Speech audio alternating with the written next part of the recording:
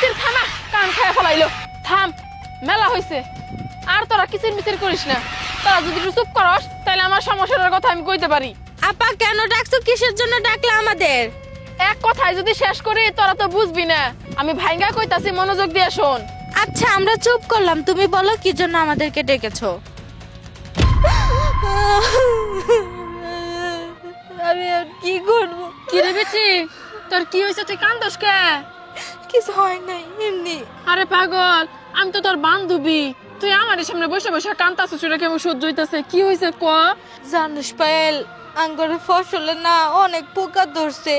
এটা লেগে আব্বা কত টাকা খরচ করে কত বিষ টিস দিল, কোনো কিছুতে কোনো কামই হইতেছে না। পোকা তো মরে না, বরং আরো বাড়তেছে। এই টেনশনে আব্বা অসুস্থ হয়ে গেছে। আল্লাহ জানে কি হয়, কেমনে করে এতগুলা পোকা দূর করবো, কেমনে কি করবো, এই চিন্তায় ভাল লাগতেছে না। ও এই ব্যাপার, তোর বুকাছেরি, এটার জন্য আবার কান্নাকাটি করতে হয়? আমি আসি না, আমি সমাধান করে দিমুনি। আল্লাহ, তুই সমাধান করবি? হে, তুই একটা মেয়ে মানুষ হয়ে কেমনে সমাধান করবি? আহারে বোকা, তুই কোনো চিন্তা করিস না, এটা তো আমার বাম হাতের খেল। তুই খালি চাই আছে দেখ তোর ফসলগুলো আমি কেমনে করে রক্ষা করি। আমি আসতাছি। কেমনে রক্ষা করবো আমার এতগুলা ফসল? তোরা আমার কথা বুঝতে পারছস তো? হ্যাঁ পা, বুঝতে পেরেছি। আচ্ছা, তাহলে তোকে কি করতে হইব কত? তোমার বান্ধবীর জমির সব পোকা আমাদের খেয়ে ফেলতে হবে। Very good. যা, কথা না বাড়ায় কাজে লাগা পড়।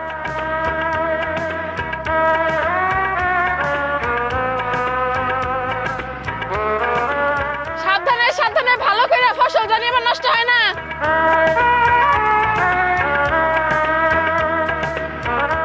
ওই পায়ে, ইয়া আল্লাহ, দেখ, দেখ পাক হইতে না পোকা খায় ফেলাইতেছে, আবার তো ফসল নষ্ট হবো না।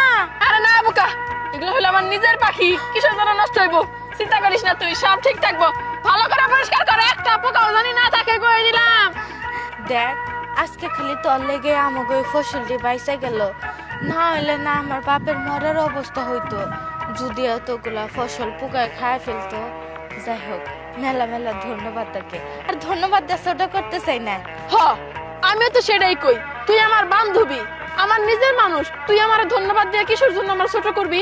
আজকে আমি তোর উপকার করলাম, কালকে তুই আমার উপকার করবি, সমান সমান। এখানে ধন্যবাদ দেওয়ার কিছুই নাই বোকা। বান্ধবী রে, তোর মতো বান্ধবী যাতে প্রত্যেকটা মেয়ের হয়।